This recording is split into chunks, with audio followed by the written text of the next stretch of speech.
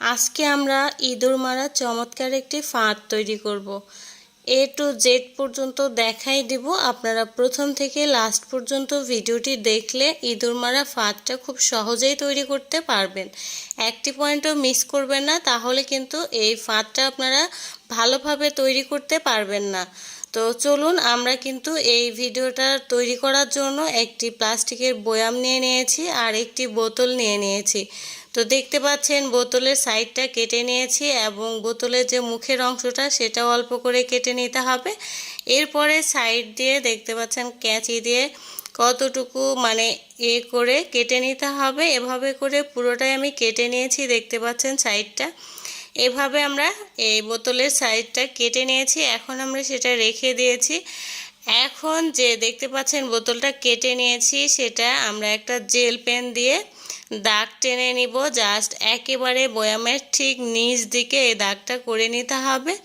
বয়ামের কিন্তু অনেকেই মাঝখানে করলে হবে না, এটা আমি যেখানে করে নিচ্ছি ঠিক সেখানে এই দাগটা টেনে নিতে হবে। তারপরে আমরা একটা ক্যাঁচির সাহায্যে কেটে নিচ্ছি।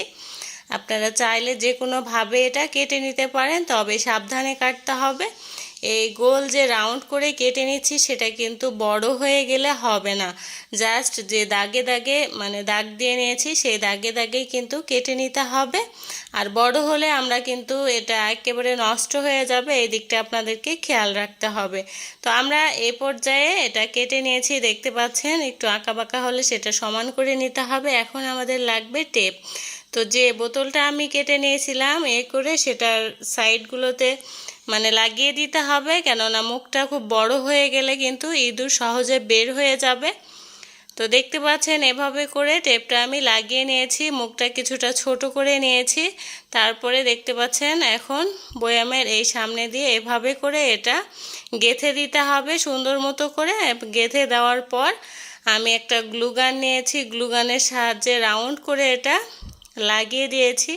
তো এটা যদি গ্লুগান দিয়ে লাগিয়ে দেওয়া যায় তাহলে কিন্তু অনেক মজবুত হবে। তারপর ভিতরে যে কোনো ধরনের খাবার দিতে পারেন, ইঁদুর যেসব খাবার পছন্দ করে, বিশেষ করে চাউল ভাজা, চানাচুর, তারপরে বিস্কুট, এই খাবারগুলো কিন্তু ইঁদুর অনেকটাই পছন্দ করে, যে খাবারগুলোর গন্ধ আছে সেই খাবারগুলো। তো দেখতে পাচ্ছেন আমাদের ফাঁদটা তৈরি হয়ে গেল। এভাবে করে আপনারা যেই জায়গায় ইঁদুর রয়েছে সেই জায়গায় দিয়ে রাখবেন। আর বিশেষ করে লাইটের আলোতে ইঁদুর কিন্তু যেতে চায় না, তো আপনারা অন্ধকারেই রাখতে পারেন।